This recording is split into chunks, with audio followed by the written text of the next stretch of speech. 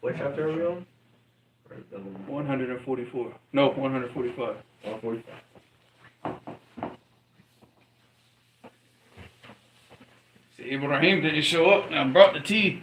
Show him the jasmine pearls. You know, yeah, he didn't show up today. So long, man. In high school, was it your high school? Any girl that was named Jasmine, she was known as being the girl that was ran through. Yes. Yeah. Yeah. Actually, yeah. Yeah, every girl like named Jasmine, you just she's ran through. Like that was the high schools that I've been to. Either ran through or was gang affiliated. Yeah. All right, is it going? Say. All right. Bismillahir Rahmanir Rahim. Walhamdulillahi Rabbil Alameen. Wassalatu wassalamu ala Rasulillahi wa ala alihi wa sahbihi ajma'in wa ba'd. All right, so this is chapter 145. Bab laysa al-mu'minu bit-ta'an. All right, so this is the chapter that a believer, a true believer, is not ta'an.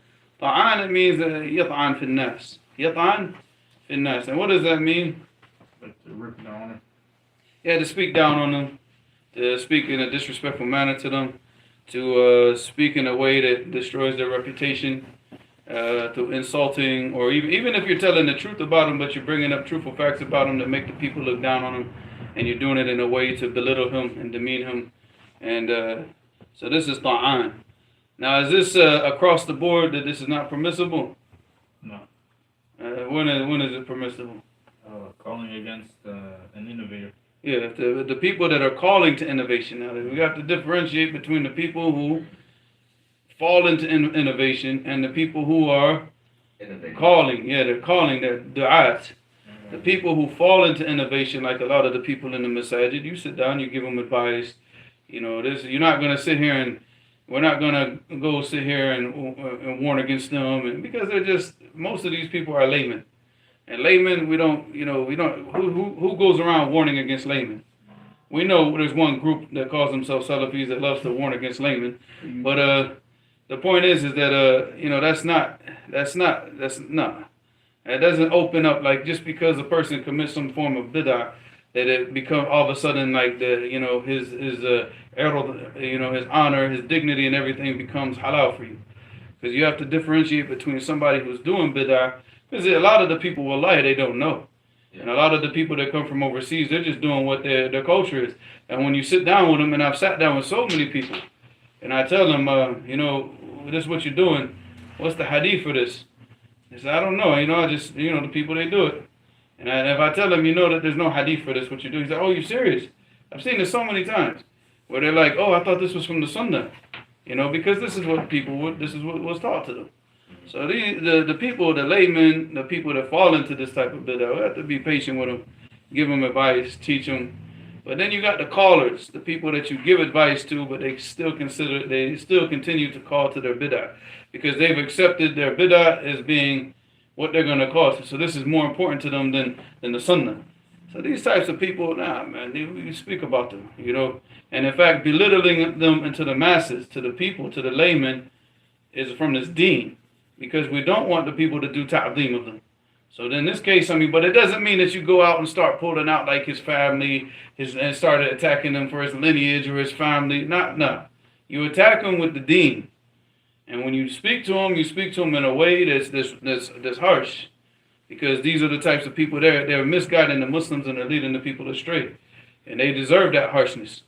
But, but still, you have to use hikmah. This, again, it doesn't mean that it just opens up the doors that backbiting for all aspects of this person is halal. He's still a Muslim. He's still a Muslim. Even if he's a mubtadi', as long as his bid'ah doesn't take him out of Islam. If he's got bid'ah like the Rafidah that take them out of Islam, khalas, they don't have any hukuk. They don't have the haqq of a Muslim because they're not Muslims.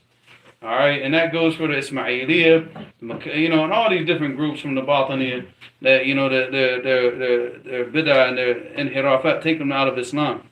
It goes kufr mukhrij min al-millah, so they don't have any rights. But the other people, they still do. They're still Muslim.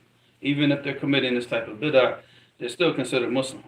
So it doesn't mean that everything, you just go around and just speak bad about them, disrespecting them, calling them a donkey, calling them, no, it's not, no. But in a way that you do speak to them in a way that what? Keep it professional. Well, you want to speak to, in a way that it belittles them, but in a deen, it's still within the confines of the deen, because you don't want the people respecting them. You don't want to, that's why we don't sit with these people. We don't attend their funerals. We don't, anybody that's, and this is for the people of bid'ah that call the bid'ah. What about the people who don't pray? What about the people who are, sitting with the fasiqeen, smoking weed and drinking and doing all these types of things? So of course, we're not going to go and pray on these people. But as far as the person who's doing bid'ah and calling to it, because again, we don't attend this funeral. We don't. If he invites us, we don't accept an invitation, because we're not going to do anything to validate this person, and any of these types of things validate that person. So Allah musta'an. But as far as a layman, the Muslim, we don't sit here and just like nafa'an finnas. All right, we don't disrespect people like what's this crackhead Daniel? Well, he keeps wants to disrespect people because of the backgrounds that they have before Islam. And then he wants to even tell lies about people, calling people crackheads and calling people all this stuff. And even if he was.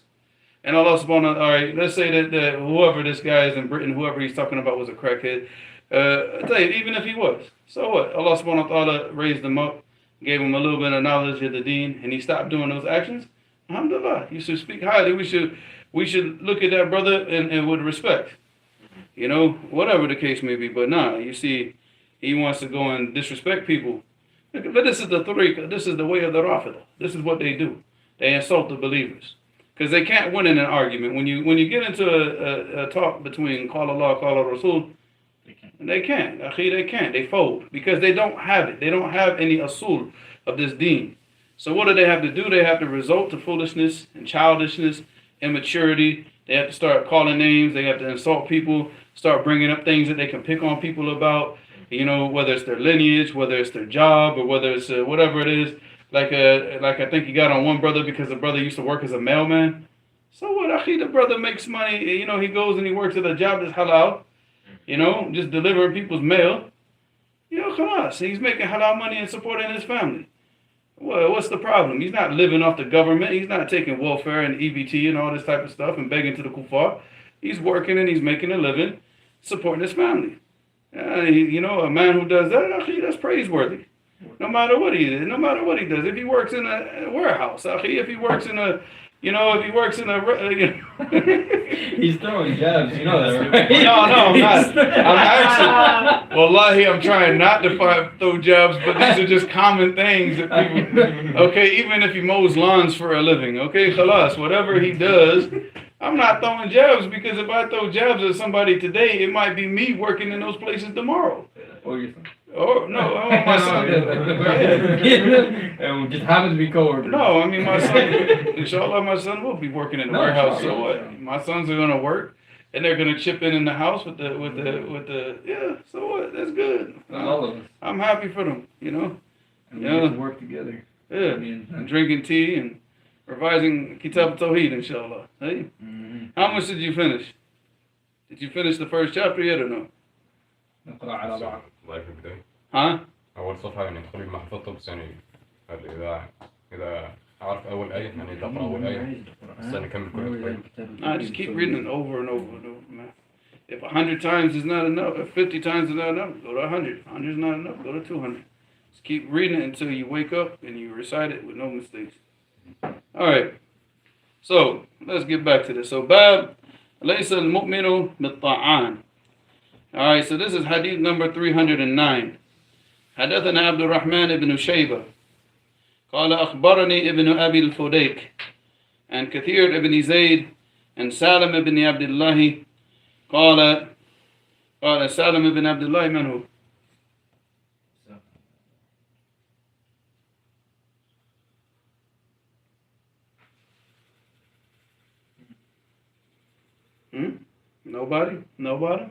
Nobody? Huh? Salim ibn Abdullah, Abdullah ibn Umar, his son's name is not Salim. Yeah, Salim. All you got to do is look at the next person. ما سمعت Abdullah, his father, Ibn Umar, رضي الله عنهما, لاعنا أحدا قط, ليس إنسانا. This is This is a mistake from the riwayah. The other narration is illa insanin. Like he never did la'an on anybody except for one person throughout his whole entire existence. He said, "Ma sami'tu Abdullah la'inan ahadan qat."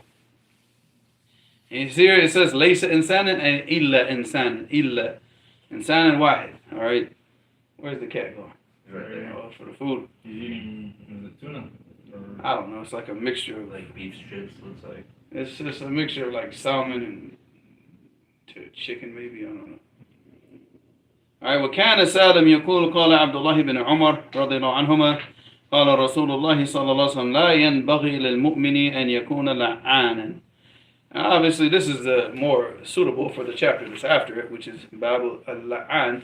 But, I mean, al-Ta'an, al-La'an, and Tal'an Wahid is also a part of al-Ta'an. You know, it's because obviously, it's like an insult when you're making dua against a person, because al-La'an, what does it mean?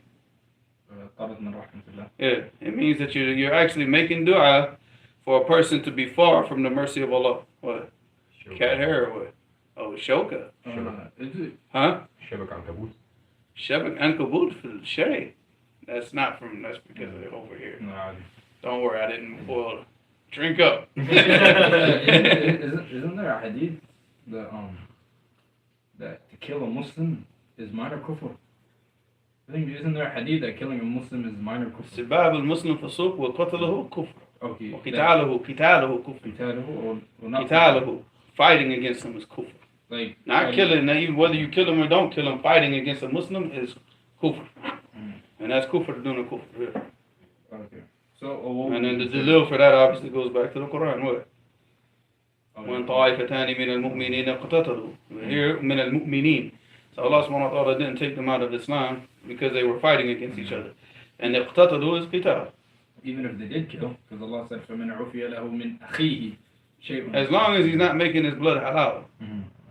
You know, because the thing is us as believers, I mean, it can happen that believers get into a disagreement and they fight. Maybe because a lot of the times the fighting between the believers is because there's hypocrites involved. They're doing this tahrish and instigating between the believers. But the believers are not going to sit here and make the blood of another person halal. Even with the Khawarij, when Ali when they fought the Khawarij ran away. They let them run away. And if they left it and they didn't take any of the ghanaim from them, because they still considered them what? They still considered them Muslims. They were only fighting them because they made khuruj. And this is another aspect of another idiot, this stupid thing that Muftin of Bal for Houston, he continues to sit here and say that people are making the blood of the Khawarij halal. No, the Khawarij are only fought when at the time of them what?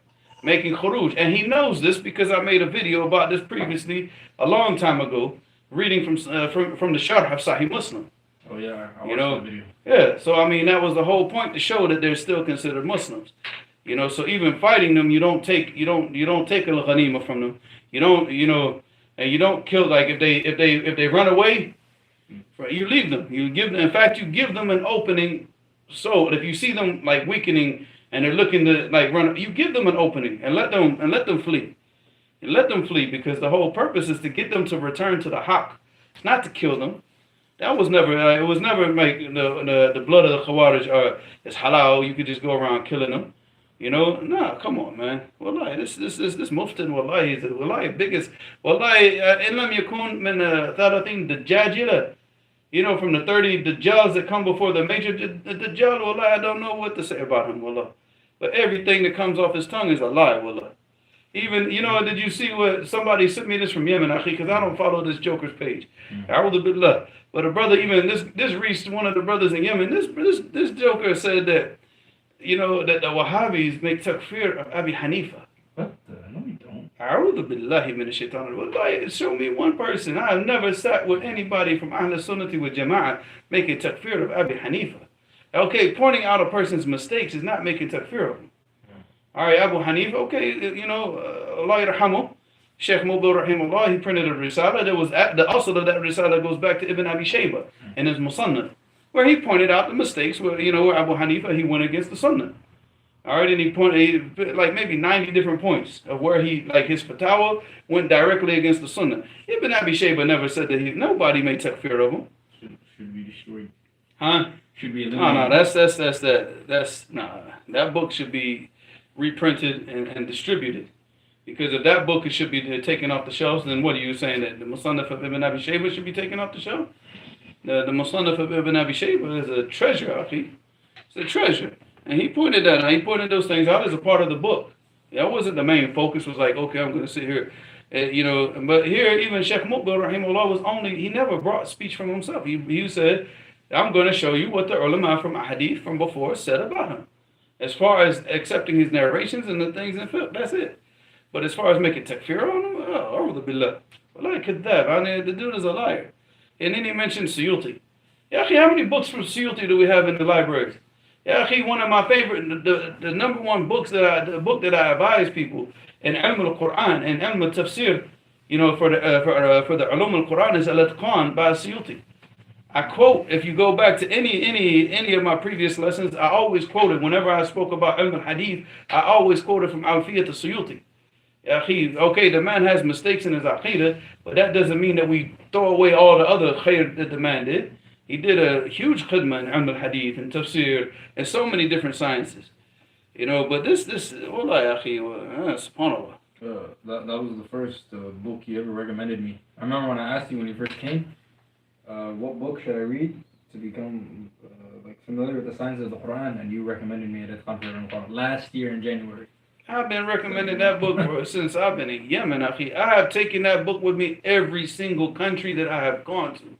Al-Atqan has been with me. And when I came to America, I didn't have it with me. And one of the first things that I bought when I got here was Al-Atqan by Suyuti. But I traveled from Saudi Arabia to America with Alfiyat Suyuti, with the 1,000-line poem that Suyuti wrote in the Ilm al-Hadith. It was with me the whole entire time. So, and even when the brother, is brother Yasser from Jacksonville, Allah yahfadhu, may Allah raise him up in this life and the next, and give him, and make all of his affairs easy for him. When he went to Mecca, this was right before I came to Fresno. He said, I'm going to Mecca. What do you want? What books do you want? And what was the first? I told him 2 books, akhi. The Sahih Musnad, Laysa fi Sahihain, the Sheikh Muqbil, because I left it in Riyadh. And the Sharh of Alfiyat al-Suyuti, the Sheikh Muhammad ibn Adam al-Ethiopi. I said, please give me these 2 books. And they're on the shelf. They're on this shelf right now. They're on, both of those books are on the shelf right now, right next to me. And I make sure those books stay with me.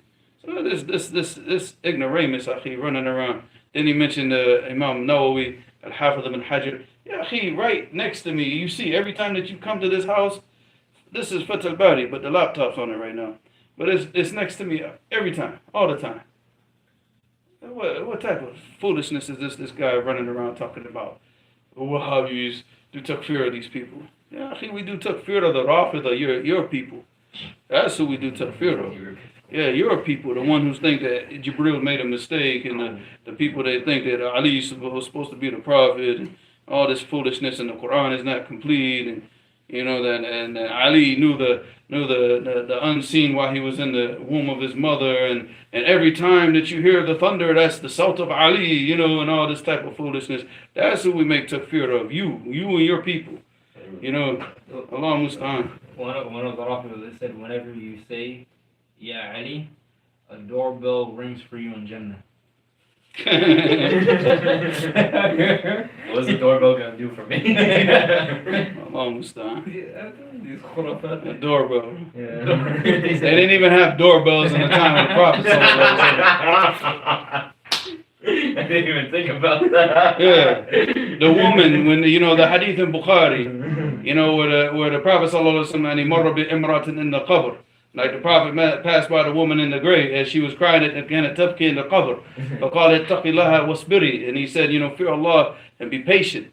She said, إِلَيْكَ عَنِّي فَإِنَّكَ لَمْ تُصَبْ بِمُصِيبَتِي وَلَمْ تَعْرِفُ. So she doesn't know that she's talking to the Prophet sallallahu alaihi wasallam. So she said, get away from me because you haven't been afflicted with the affliction that I've been afflicted with, nor do you know what I've been afflicted with. So he left, and then ثُمَّ قِيلَ لَهَا أَنَّهُ النَّبِيُّ sallallahu alaihi wasallam. So the people told her that's the Prophet. فتقوم ايش؟ فأتت باب النبي صلى الله عليه وسلم. She went to the door of the Prophet. ولم تجد عنده بوابين. But she didn't find anybody on the door. So what does she do? Ring the doorbell. فدخلت. She went in the house. She said, "Oh, لم أعرفك." She said, I didn't know that was you. And then what did the Prophet صلى الله عليه وسلم say? Can you finish the hadith? نعم. إن إنما صبروا في الصدمة الأولى. إنما صبروا عند الصدمة الأولى. That patience is, patience is the most important at the first, when the affliction first hits you. That's the time that you require the patience the most, because that's the time that you're more susceptible to doing something that's not in line with the deen. So Allah musta'an, akhi. So if he has those beliefs, if he has the beliefs of the Rafidah, khalas, then he's with them. But he's definitely defending them. He's definitely doing everything he can to show that the Rafidah are not kuffar. So Allah musta'an, and he's insulting Ahl Sunnah wal Jama'ah with all this type of foolishness. Well, I'm tired of people sending me stuff about this guy, man. Well, I'm tired of it, because every time I see it, it's just like, seriously, man, you're like, wow, how stupid can you be? Seriously, how stupid and how much of a liar and subhanAllah, like how insincere do you have to be to lie like that? Akhi, wallahi, no fear of the hellfire. And what did Mu'adh ibn Jabal, well, not Mu'adh ibn Jabal, Ibn Mas'ud, what did he say in the hadith? He said, قال رسول الله صلى الله عليه وسلم, he said, إن الصدق يهدي إلى البر وإن البر يهدي إلى إيش؟ إلى الجنة وإن الرجل لا يصدق حتى يكتب عند الله صديقا. He said that truthfulness, it leads to righteousness, and righteousness leads to what? To Jannah. And he said, and a man will continue to do what? He will continue to speak the truth until he's written with Allah subhanahu wa ta'ala Siddiqa, that he's written from amongst the Siddiqeen. These are the highest level that you can attain amongst the believers. After the Anbiya, this is the only level like we could possibly attain, is the level of the Siddiqeen, wa Shuhada, wa Salihin. These are the three levels of the believers, that we can hope to, and that's the highest of all the levels. So then he said, وَإِنَّ الْكَذِبْ يَهْدِي إِلَى الْفَجُورِ وَإِنَّ الْفَجُورِ يَهْدِي إِلَى النَّارِ وَإِنَّ الرَّجُلَ لَا يَكْذِبُ حَتَّى يُكْتَبَ عِنْدَ اللَّهِ كَذَّابًا. He said, in lying, it leads to fajur. Fajur is what? Wickedness. This is wickedness. Despicable wickedness, wicked actions. وَإِنَّ الْفَجُورِ يَهْدِي إِلَى النَّارِ. And this wickedness, it guides a person to the hellfire. He said, and a person is going to continue to tell lies until Allah subhanahu wa ta'ala writes this person kadhab, that he's going to become one of the liars, kadhab. That means that he's just constantly lying. So fear Allah, wallahi, fear Allah. When you want to sit here and refute people. Well, like, man, i'dil. I'dil. Wallahi, i'dil. And be just in your refutation. Stop lying. Wallahi, stop lying. Wallahi, you're acting like an immature female. Wallahi, an immature female, a young female. Akhi, wallahi, stop it. But anyways, man, I digress. So he said, قال رسول الله صلى الله عليه وسلم لا ينبغي للمؤمن أن يكون لعانا. So a believer should not be the type of person going around every time he gets angry. He's cursing somebody and making this dua that Allah subhanahu wa ta'ala keeps this person from his, like, far away from his mercy. This is not the behavior of a believer. All right, this is a believer. This is like the behavior of the people in the streets. Of a person who hasn't been raised properly. But as you as a believer, learning this deen, learning the Quran, learning the Sunnah, obviously a person who's trying to perfect his behavior and trying to perfect his character, this is not the behavior that he wants to fall into. All right, this is the behavior that you have to stay far away. And it might happen if a person gets angry. But you have to be quick to own up to your mistakes and try to, rectify that affair with the person before one of you dies, and then you have to come on the day of judgment and answer for this stuff.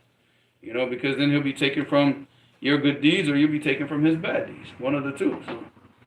All right, so after that he said, number 310, حدثنا محمد بن سلام or Salam?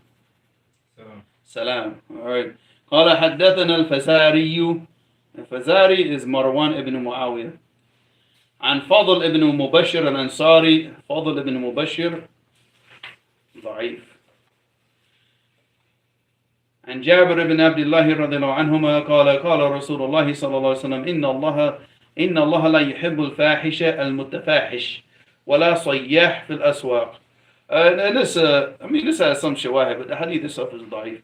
Jabir ibn Abdullah radiallahu anhuma, he said that the Messenger of Allah sallallahu alaihi wasallam said that Allah subhanahu wa ta'ala does not love. Now obviously once we see that these are individuals that Allah subhanahu wa ta'ala does not love, we want to know. We want to know who these people are to do what? To avoid them. Yeah, to avoid being like this, to avoid taking on this type of behavior. So once we see that this is behavior that Allah subhanahu wa ta'ala dislikes and hates, then we should be the furthest, trying to be the furthest from this type of behavior. And like I said, there is shawahid for all this, what's mentioned in this hadith. So the stuff that's mentioned here, there is, it is authentic.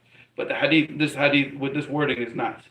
Alright, so he said, Inna Allah la yuhib. So Allah subhanahu wa ta'ala does not love al-fahish. Alright, what is a fahish? Someone who is like an immoral person. Yeah, he's got despicable behavior. And either it's going to be in his actions or in his words. So maybe he speaks in a very vulgar, obscene way. He has no respect for people. Uses like the F word all the time. Or when he talks about things, like when he, maybe you see like a lot of brothers, they just can't contain themselves when they speak about women. They have to be all graphic and foolish. So this is a fahish. Fahish either in his speaking or in his actions. Either one. All right, he's just very despicable, obscene, type of behavior. All right, al-mutafahish what? But he does it himself. Yeah. All right, because tafahisha, whenever you generally, I'm not saying this is all cases, but generally when you see something that comes on this wasn't in the Arabic language, tafa'ala, it shows that the person does it a lot. And I mentioned this before when I said alima, it means the what? One thing. Ta'allama, you learn multiple things, right? تعلمت العلم أو تعلمت العربية ولكن علمت هذه المسألة. So that's it. So he's just full of just fuhsh. He's full of just immoral indecency and just in his behavior and his actions and his character and everything that he does. All right. Then he said ولا الصياح في الأسواق, and not a person who raises his voice very loud in the marketplaces. When he's going out amongst the people, you see that the believers, the sign of the believers, is that he walks with tranquility. I used to joke about like when I lived in Yemen. I was just joking about the other day with one of the brothers. I can't remember who I sent that message to, but I think it was Sajid. I think I was sending a message to Sajid, and I was telling him like there was one area in Da'iri in Yemen. Where it's like all the American brothers lived because they had a markaz. It was like a little mahad for Arabic language for all the brothers that wanted to come and say that they studied in Yemen but they don't go to Damaj. So they went and studied in this mahad. And most of the brothers are like from Philly. And I don't know if it's because maybe New York is really loud. Philly's really loud. Yeah. In New York, when I was in New York, you would hear people, especially the women. But that's what I'm saying. So the people get accustomed to raising their voices so loud that I used to tell the brothers, I said, I can hear the American brothers before I see them.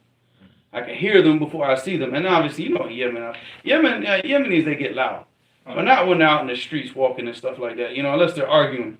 But when they go in the restaurants, you go into a restaurant in Yemen, you cannot hear yourself breathe. That's true. You cannot. Like when you go to a restaurant, boy, they do not, there's no such thing as eating in silence. They're like, it is loud. But when you go out on the streets, there's noise. Everybody's honking horns and stuff like that. But you're not, City noise. Huh? Like city noise. Yeah, but you're not going to see like the Yemenis when they talk just amongst each other. They're not loud. They're just walking around. You see a مطعم in Sana'a right after Salat al-Jum'ah. Oh, it is extremely loud in there. It's like a concert in there. Like after Salat al-Jum'ah in a restaurant in Yemen. Yeah, it's it's not really so much the talking, but it's the laughing, because our behavior as Americans, we just laugh out loud. We want to do everything where everybody can hear it. That's why you see the foolishness that you see here. You get somebody roll down the street playing music so loud he's about to bust the windows. Just why is it necessary that everybody in the world has to hear what you're doing? You know what I'm saying? So this is an American thing. It's a very, very, very American trait. It's one of the types of things that we need to start, changing. So subhanAllah, because peace and quiet is nice, It's nice. just to be able to sit back and read a book and just sit quiet. It's beautiful sometimes. You got to enjoy it, you know. So along with time. But, you know, all this type of loud noise and screaming and yelling in the soup, this is not the behavior of a believer. You know, and this was mentioned about the Prophet sallallahu alaihi wasallam. Lam yakun is what? Sahabin fi ish. So that's what? Sahab, it means what? It means that he's like raising his voice. Like this was never his behavior. Whenever he talked to people, you know, unless he was given a khutbah or something like that. And then obviously the khutbah, he would raise his voice. You know, ala sawtahu wa ihmarra wajhu. You know, like his face would get red and his voice would get real loud, and he would, you know, in the khutbah, but not in his regular speech and dealing with the people. You know, he would be very, very, you know, well-mannered, the best of manners, you know. So, all right, so hadith number 311. Like I said, that hadith is da'if, but there is a shawahid for all these different things. All that was mentioned in the hadith is real. All right, one Abdul Wahhab. This chain of narration, it goes back to Muhammad ibn Salam. All right, because Abdul Wahhab is not a sheikh of Bukhari, rahimahullah. But what he's doing here is he's narrating from Abdul Wahhab after Muhammad. So the first person that should be in this chain is Muhammad ibn Salam. Yes, I'm not doing a Chinese cup today. It doesn't give me enough, man. Well, I don't think Ibrahim was here when you said he's in the live stream. Tell him that you brought tea. I brought the tea, but you didn't come. So Smell your tea. Does he need a visa? I wasn't gonna give it. You crazy? I wasn't gonna give it to him. I was gonna show it to him. Say, do we have visa or no? Who?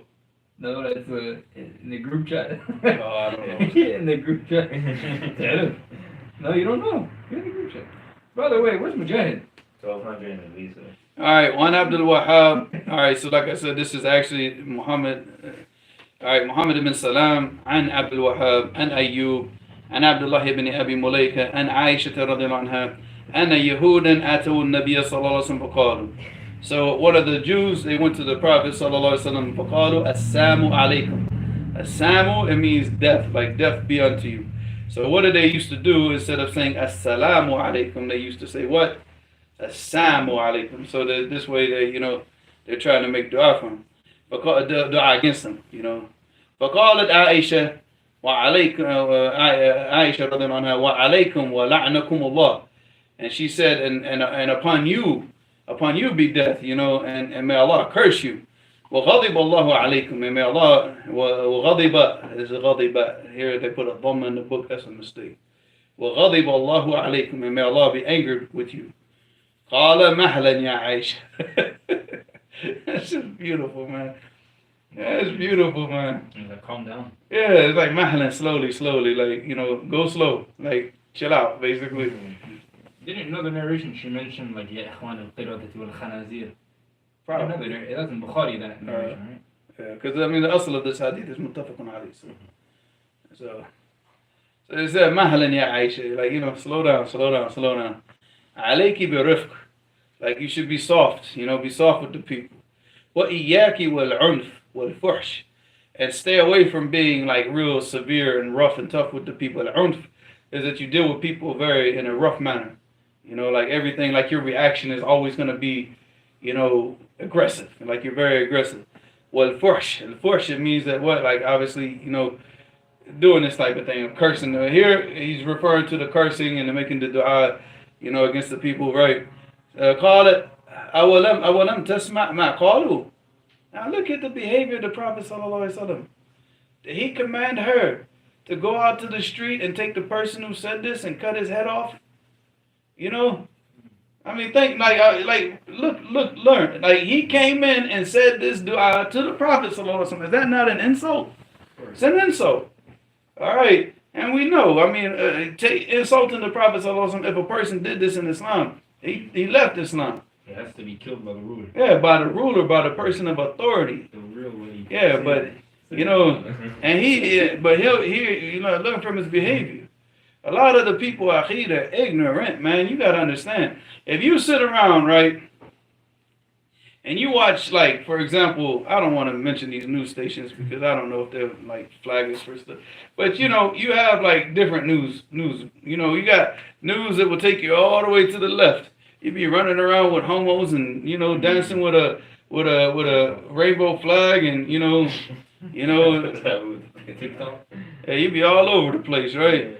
And then you got the people to the right where you know you just become like super extreme. You know, everybody you hate everybody, deport them all. You know, throw everybody in jail. You know, but they, you know, because that's the whole point. That's what kuffar do. They take you to the far left, and if you're not interested in the far left, they take you to what? Far right. At the far right. But they're never gonna bring you to a point in between. Yeah. They're never gonna bring you. They're always gonna take you to the thesis and the antithesis. You know, but they're never gonna bring you to the point of synthesis in the middle. Yeah. So you see what they do with the people, and because the middle is Islam. Mm. The middle is Islam, akhi. So you know when we're dealing with types of people, we got to understand that you got people that watch certain news like look at like that crackhead Alex Jones. If a person watches Alex Jones every day, I'm talking about a kafir, right? A Muslim should never be watching him in the first place because obviously, man, the dude is not legit, you know. Don't even worry about it. He's like, Daniel's trying to be like the Muslim version of him. Right? That's why if you notice in that art and in that little interview that they had with that one guy, that one kafir, he was sitting right in front of like Alex Jones' signature. Oh, really? Yeah, go back and watch the video. Yeah, he's trying to be like the Muslim version of Alex Jones.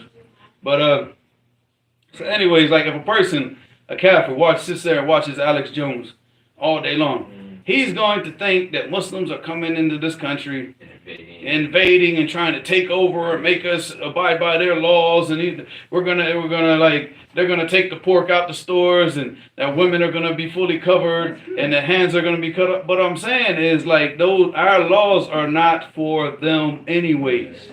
In their countries, even if they're under the protection of if they're paying the jizya, they still keep their own laws. But you see, the point is like you see how these kuffar lead the people astray. So now you get these people that listen to idiots like him, and they don't understand. Now, if he goes and says something stupid, he says something stupid because what? He's scared because all this garbage that he's hearing, all this propaganda that he's hearing. You go and you act violently towards him. Guess what? You just proved what the guy said is true. You proved it true. It's like, you know the stereotype, so go against the stereotype. Don't prove it to be true by your stupid actions. So the same thing here, it's like, that this is the state of the majority of the people. Most of these people, like people that live in Arkansas, Alabama, North Carolina, South Carolina, Tennessee, Oklahoma, they don't know Muslims. They probably never met a Muslim in their life. And then they go and watch these like far right conspiracy theory people speaking about Islam and the conspiracy. Then they open up Twitter and they see the Muslims, raping children. And then they open up Twitter and they see Germany and they're fighting with the police. And this is all they know about Islam. Wouldn't you be scared if you didn't know anything, about a Muslim? So just imagine that. And then when they go and they speak out, they insult Islam. They're not insulting Islam because of, like they're insulting it because they've been propagandized to do this, brainwashed. But then you go and you respond to him with anger and fighting and insults and like that Dow guy. What is he? Party down. No, that other dude that's in California. The Warner. Oh. He shouldn't even be called the Warner. The Warner is the Prophet sallallahu alaihi wasallam. What type of person takes on the name as the Warner? The Prophet sallallahu alaihi wasallam, he's the Warner. Who a Nadir? A Nadir or a Rasul sallallahu alaihi wasallam. He should fear Allah even taking that name. But the point is like, what did he do? He sit there and yoke that kid up, then use the F word about 3 or 4 times, and then his friend comes up throwing up gang signs talking about West Side. This is how we do. Yaqi, this is how you do it, you jahil. This is how you do it in your jahiliyyah. It's not how we do it in Islam. You see how the Prophet ﷺ handled the situation. Because don't you think that the Yahud, the heads of the Yahud, what do you think that they were doing to all their minions? They were spreading that same type of propaganda so they would not listen to the Prophet ﷺ. Huh? No, I mean Quraysh, the heads of Quraysh were doing that.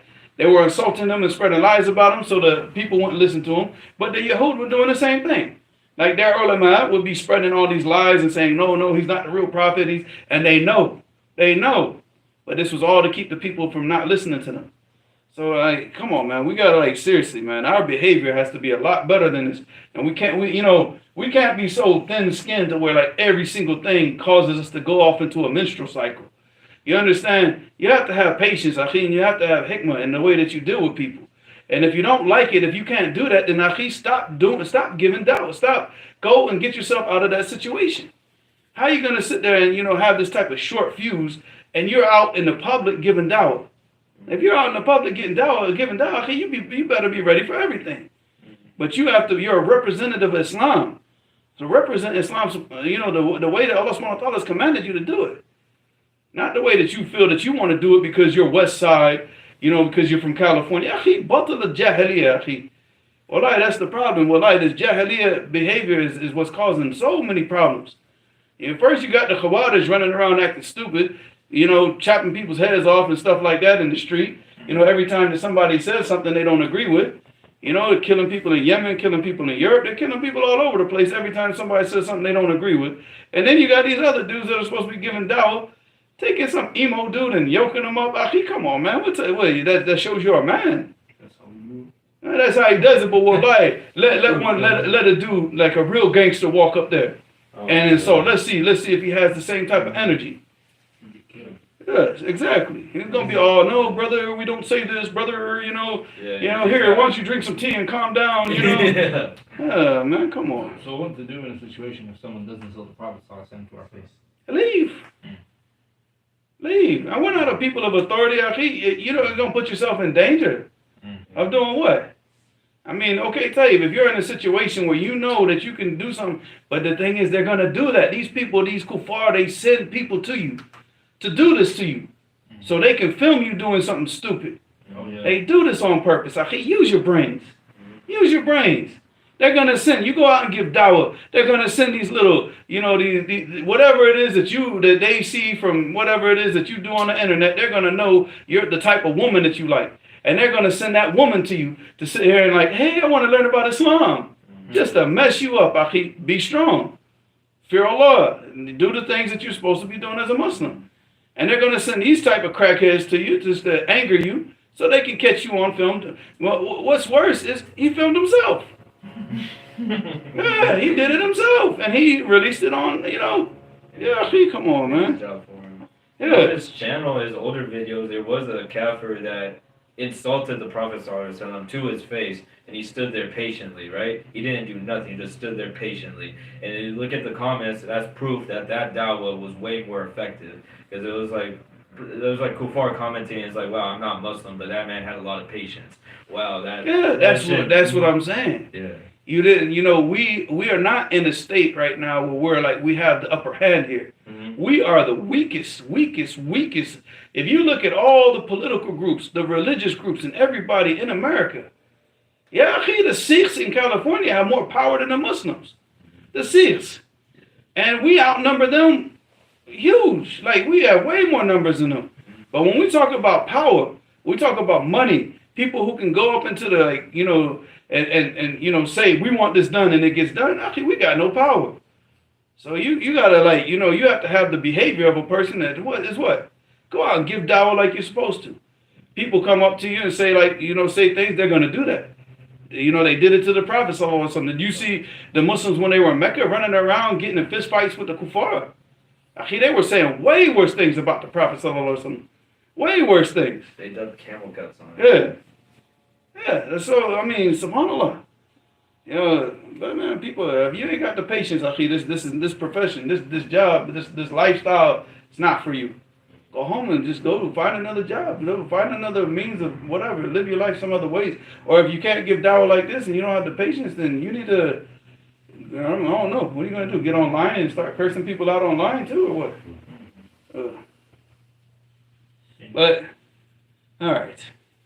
What time? How long is this? We're going to stop here. So Where are we? we're going to stop here at hadith number 311. I wanted to read the whole chapter, but I think we... Any questions? Well, that's okay. No, I said, where are we? We went off track. 311. Wait, so it's just to make sure. So is fist fighting a Muslim? Is it minor kufr? Fist fighting a Muslim is a minor kufr. Qital. Qital. So what is meant by qital? Like I know what qital means. Fighting, like fighting. Like pick up. You pick up your sword, or you pick up a weapon. I pick up a weapon. Yeah. Okay. With the means to kill. Allah alam. I mean, you should never have the intentions of killing a brother. You know, because that's what gets the person in the hellfire. Yeah. You know, he said, "Al-qatil wal maqtul fi nar." You know, the person who killed and the killer is fi nar. He said, "Okay, هذا القاتل فما بال المقتول فقال إنه كان حريصا على قتل صاحبه." So when he said, so when they asked him, they said, "We understand that the killer is going to be in the hellfire, but what about the person who was killed? You know, what's his issue?" And he said, if إنه كان حريصا على, because he was trying to kill his brother, but he got killed in the process. So he goes to hellfire based on his intentions. But still, that doesn't take a person out of Islam. So based on the ayah, based on the understanding that the person, once he goes into hellfire and he gets purified for the sins, Allah subhanahu wa ta'ala will take him out, inshallah, and he goes to Jannah, inshallah. But still, it's something that the people need to be scared about, And even got to the point where even like, Sheikh Al-Uthaymeen, he would, and it's not just him. I mean, even Ibn Abbas, if you go back and you read the tafsir, was it Surah من قتل مؤمنا متعمدا ومن يقتل مؤمنا متعمدا فجزاؤه جهنم خالدا. So the whole issue about now here, the khulud, most of the ulama are like, I'm not touching that. Because you have to do a ta'wil, and to do a ta'wil out of like, you have to have salaf. You have to have some statement from the salaf. You just can't do this from your own mind. So you see, like Shaykh Al-Uthaymeen, this is what Allah said. That's it. That's all I'm saying. That's it. He said, I'm not going to sit here and say, well, Khalidan means, muqta tawil, like some of the people say. No, you have to come with evidence for that. So regardless, that's something that people need to be worried about. Go, question. The hadith that whoever had like an ounce, like whoever had like a faith in his all that stuff's in this book. Go ahead. Okay. so maybe taken out of the hellfire. But a sister bought a car with riba and didn't know there was riba on it until after she purchased it. What should she do in this situation? She has the option of paying off the car with the riba or not paying. And they will take the car from her, and that'll leave her with a bad credit score. I would not be concerned about a bad credit score. You're looking at your status with the kuffar, and you're not being concerned about your status with Allah. Try the best to solve that issue so it doesn't. Because obviously you don't want, if you are, especially if you have a family, you don't want to do something to damage the credit score, obviously, because you can't get an apartment, can't get a house, you can't get anything in this place without having that good credit. So I'm not gonna sit here and say like, okay, don't, but I mean, try your best to just go off and just pay off all at once. Just pay all the money all off at once if you can. And just get rid of it, but don't ever do that again. If one gets a book, should they write their name and date when they got it inside of the book? If you want to do that, it's your business. It's your book. And the last question is it obligatory for one to wash their hands 3 times and to put water in their nose and blow it out 3 times because of the 2 hadiths that are in Bukhari and Muslim? The washing in the hands at the beginning of wudu is sunnah. It's not wajib. You wash your hands when you wash, up into your elbows, you wash your hands like that. That's the time that you wash your hands. And then you wash your arms. But that's obligatory. And according to the ulama, yes, and putting the water in the nose, because it's a part of the face. There's a difference of opinion about it, but the ulama, they consider that part of the face. The fard is the face, the arms from fingers to the elbows, the head, and the feet. And even the ears, they consider that part of the head. So, yeah. That's why you do it at one time. That's it. Saying damn considered la'na. Damn, it means curse.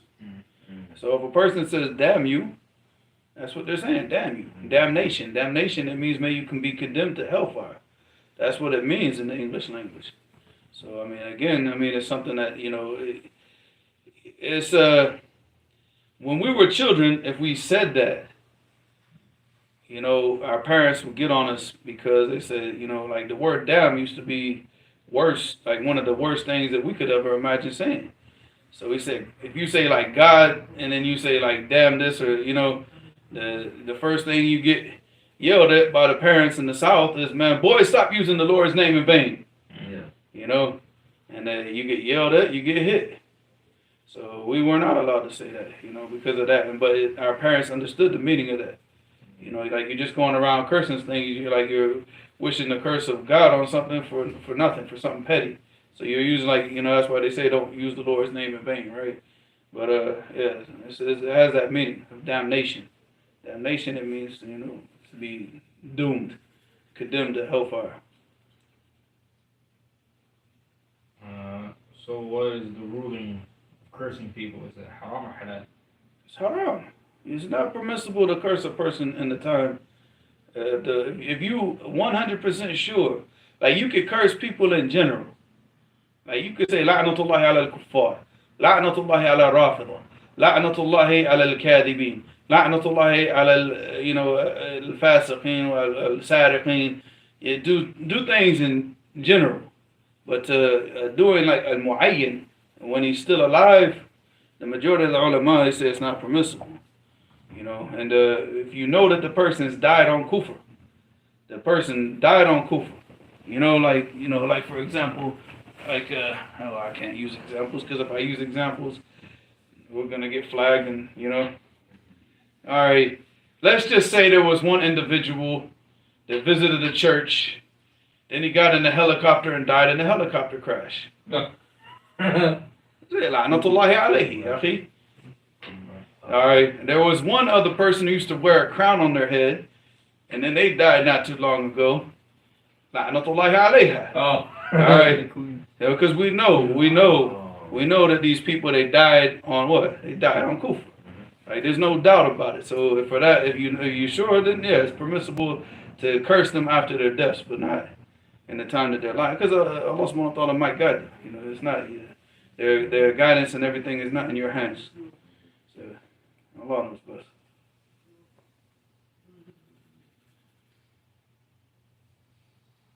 But there's still difference of opinion on that issue. But definitely, like cursing people regularly, no. The person who's really, but I don't know where he did it at. See, Sheikh Abdul Hamid, he spoke about the difference of opinion on that issue. Because he was going off on somebody. He was going off, and he like somebody from the Rafida, I don't know.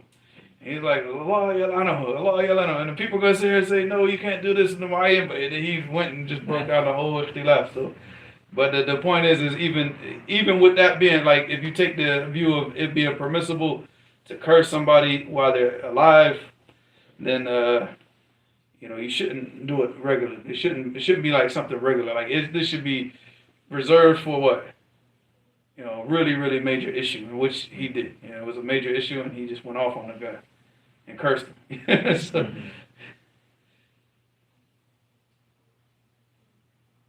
Hamid says, is it recommendable for a brother to read Aqidah Razian?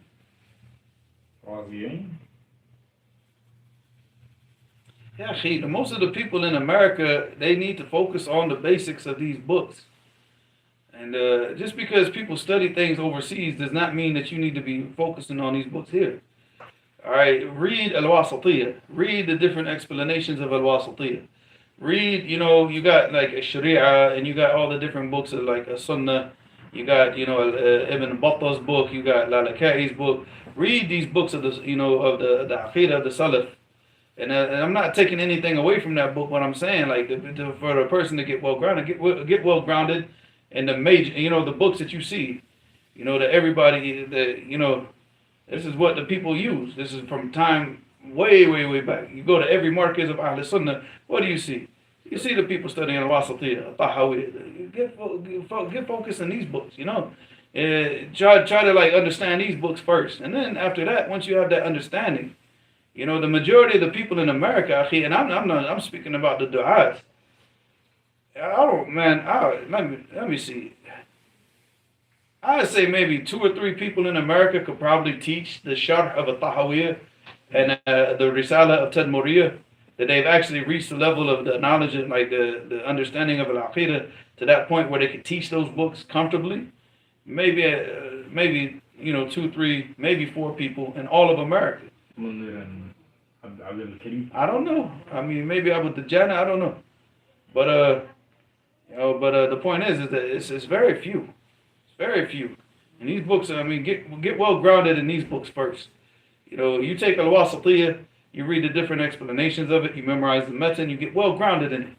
You understand it. You go take al-Qawaid al-Mufrad, you know, and that helps you to understand what's going on in the Wasatiyya. And the Qawaid that are in al-Qawaid al-Mufrad, that you'll find them in the Tadmuriyya, you find them in the Sawa'iq al-Mursala for the Ibn al-Qayyim. So, I mean, these types of books, khalas, they help you to get well grounded in this. And then you read those books. You read like Ibn al-Qayyim's books. You read Shaykh al-Islam ibn Taymiyyah's books. You know, and get firm in these issues. And then, khalas, read what you want after that, you know. He said, can you eat bear meat? Bear meat. Nah.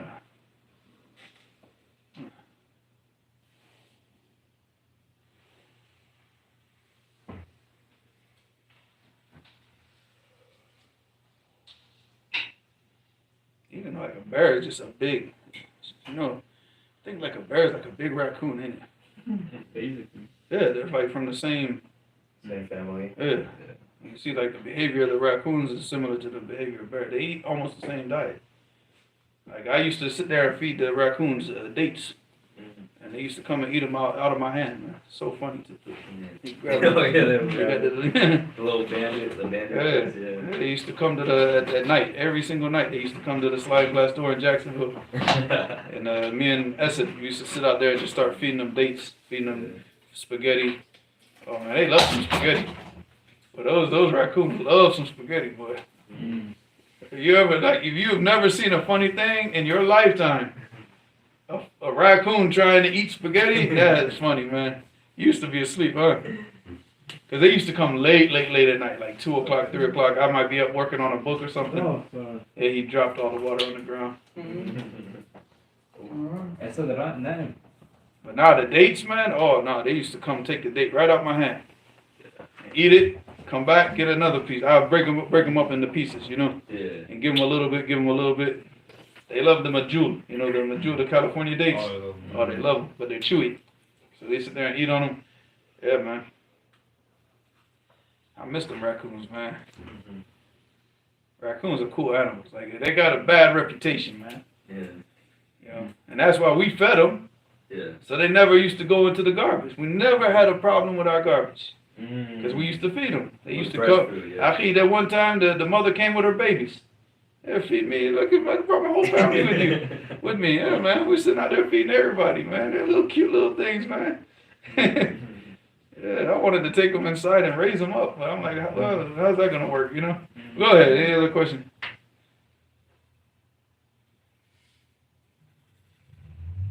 Someone named Abdullah says,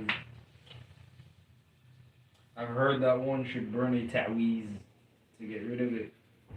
What if one is not able to burn it? Can one instead destroy it to pieces? I mean, recital, you talking about the sihr, right? What is it? What is a ta'weez? I don't know. Ta'weez. What is that? That's a Pakistani word, right? Or Urdu. I think like a tamima. Tamima? Yeah. They destroy it. But I thought it was something that like maybe they recited sihr in it or something like that. If that's the case, I mean, you could burn it to destroy it, or you recite on it. You know, but burning it, you got to get rid of that, huh? How would I be able to like identify that? You know, like if there was like a ta'weez, if I come across that, how would I? Tamima. Yeah, that's what it is. Yeah. Like what the Taliban had when the Saudi soldiers went. I mean, first off, like, look, man. Number one, a Muslim man should never ever wear jewelry. So let's start off with that. Yeah. Earrings, necklaces, bracelets, a watch. And then the Prophet ﷺ only had a ring on his finger for a purpose, for the purpose of doing the khatam, for the stamping. Yeah. That's it. He didn't wear it for beautification. Women, they don't require it, but what it does is like you take a beautiful woman and she decorates herself with jewelry and stuff like that. What does it do? It makes her more beautiful, and that's her job, is to be appealing to the man. A man's does not supposed to be doing that like a female. A man, his knowledge, his character, his strength, him as a person, his character and his knowledge. That's what is his. Is like how can I say this? This is what beautifies him. Yeah. A man is beautified through his knowledge and through his character, his good character. And a good character, it means, bravery and all of this stuff that goes under good character. So you see a man with something tied around his neck that's not a necklace, but it's like a rope, and it's got some little charm on it. Probably 9 times out of 10, especially if they're, from India, Bangladesh, Pakistan, or these areas, more than likely. Or sometimes they hang it from the mirror in their cars, And then you also got like a lot of these people, because they're so stupid, they see like, actors and stuff doing this stuff. So the actors, one of the famous things with them is that they wear this Kabbalah bracelet, the red bracelet with the little knots in it.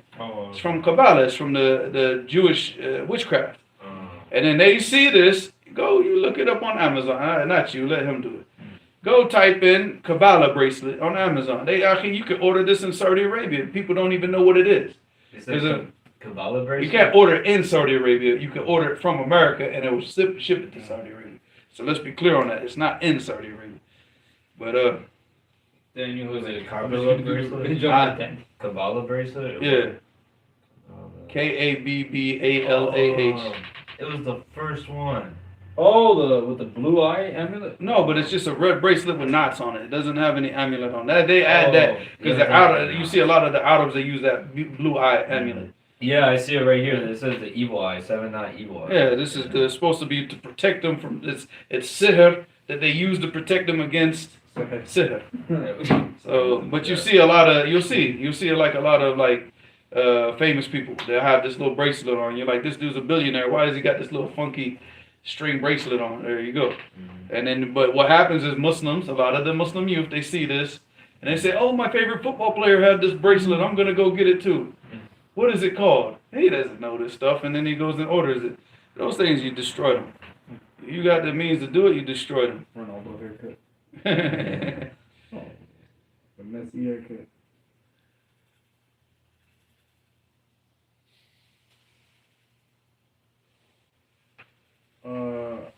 Sudi says.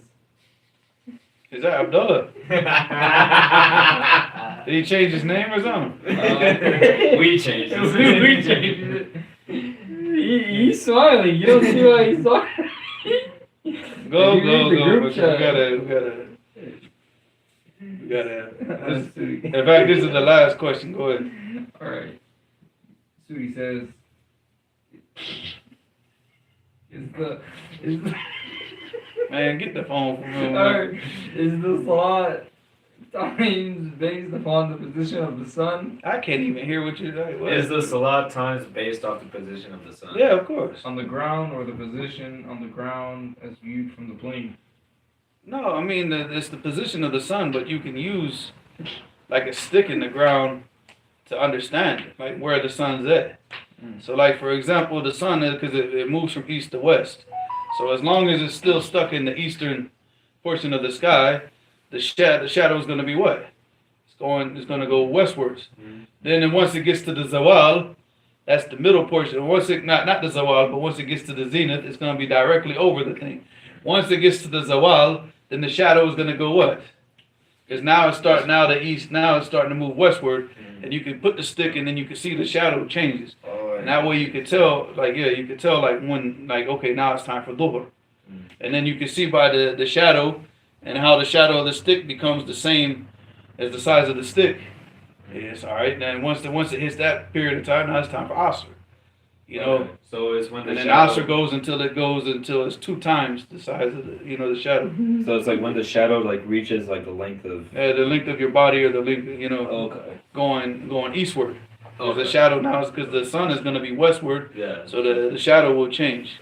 You know, because the same effect will happen as the sun's coming up. That the shadow will be the same length, but that's not Dhuhr because it's coming up in the east. So that's still going to be the time of like Duha, you know. That's it. All right, so we're going to read this chapter real fast, inshallah. This is the chapter from the new book. I'm waiting right now. It's with the brother. He's formatting it. So inshallah, now it's just a waiting game. So once he gets done formatting the book, I have to reread the book one more time. Hopefully this time, I get a lot more of the errors out of it. Because this time I did something different. When I edited the book, I read it out loud. I read the whole book out loud. You sat here and listened to me all day long, huh? I read the whole book from beginning to end out loud over like a 24-hour period. So it was very tiring, especially because it's not a very small book. All right, so chapter 24. Don't take your life as a joke. All right, so I didn't choose this chapter because of all the stuff that I said about Daniel, but it does pertain to him somewhat. But I didn't mean for it to pertain to him, but it is going to connect to what I've already said. All right, so Allah mentioned the people who take this deen as a joke when He said, ذَلِكُمْ بِأَنَّكُمْ اتَّخَذَتُمْ آيَاتِ اللَّهِ هُزُوًا وَغَرَّتْكُمُ الْحَيَاةُ الدُّنْيَا فَالْيَوْمَ لَا يُخْرَجُونَ مِنْهَا وَلَا هُمْ يُسْتَعْتَبُونَ. So here Allah subhanahu wa ta'ala said, this is because you took the signs of Allah subhanahu wa ta'ala, huzawa, as a joke. You didn't take it seriously. When the commands came to you, like, whatever. I'll do this when I feel like it. So you took it as a joke. وَغَرَّتْكُمُ الْحَيَاةُ الدُّنْيا. And you got deceived with the life of this world. You got so attached to the life of this world that you took the life of this world as what? Something serious. But you took the deen as something, I'll get to that when I feel like it. So you took it as a joke. So He said, فَالْيَوْمَ لَا يُخْرَجُونَ مِنْهَا. So on this day, you will not leave from it. Obviously, Allah subhanahu wa ta'ala is speaking about the hellfire. مِنْهَا وَلَا هُمْ يُسْتَعْتَبُونَ. And they're not going to be given any chance to make excuses. They're going to be tossed off into the hellfire, and they're never going to be allowed to say, oh, but you don't understand, I did it because of this. No excuses, nothing's going to be accepted from them. So here I said, when the revelation came to these people, they scoffed at it. They took it as a joke. They refused to believe in it or take it seriously. The punishment, you don't have it on your phone. It's on Telegram. You can take it, download it right now from Telegram. Okay. As I posted it on there, so that way everybody can just read along. The punishment they were, you're on the Telegram, right? On the Telegram. Can you send it to him real fast? Just send it Forward through it? WhatsApp or whatever. I'm a forwarder now. Let me see what you sent me.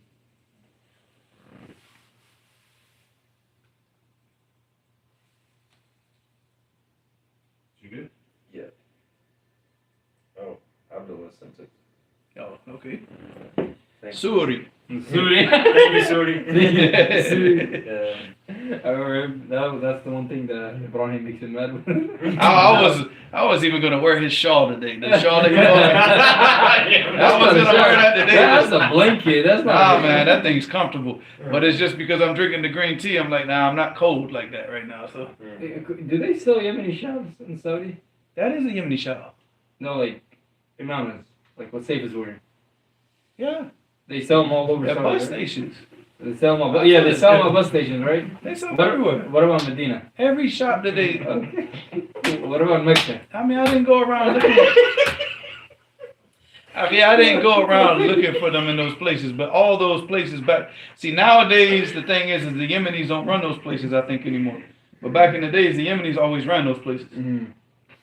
But then with the new laws in Sardinia, I don't know. No, they do. We went there recently. I went there in 2023. They had Yemeni. Everywhere. The two things they sell. We're never gonna finish this. Yemeni shawls and Moroccan burqas. All right. So when the revelation came to these people, they scoffed at it. They took it as a joke. They refused to believe in it or take it seriously. The punishment they will receive for their lack of concern is an eternity of punishment and torment. This is the behavior of the people who are attached to the life of this world. They do not take the deen seriously. So that's the trait. So all you can see, you can just look at the people. When you go and you tell them, like, because obviously if a person who's taking this deen seriously, what? When he hears the command of Allah subhanahu wa ta'ala, he's not going to say, but, right?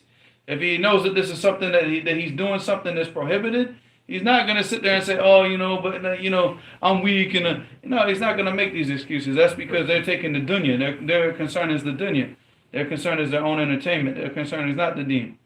All right, which Allah also informs us of their behavior with the believers when he said, إِنَّ الَّذِينَ أَجْرَمُوا كَانُوا مِنَ الَّذِينَ آمَنُوا يَضْحَكُونَ وَإِذَا مَرُّوا بِهِمْ يَتَغَامَزُونَ وَإِذَا انقلبوا إِلَى أَهْلِهِمْ انقلبوا فَكِهِينَ وَإِذَا رَأَوْهُمْ قَالُوا إِنَّ هَؤُلَاءِ لَضَالُونَ.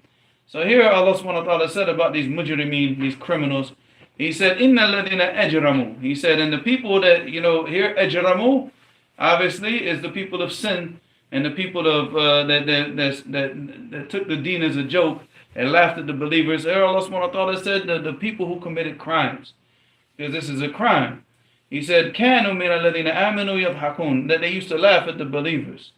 وَإِذَا مَرُّوا بِهِمْ يَتَغَامَزُونَ, and whenever they passed by them, they would sit there and wink at each other and do little face little things.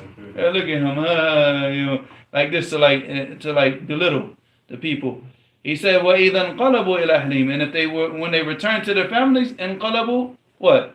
فَكِهِينَ, like proud of their exploits, proud of the things that they did, proud of their behavior with the believers. Look at me, man, I made them believers look like a joke, huh?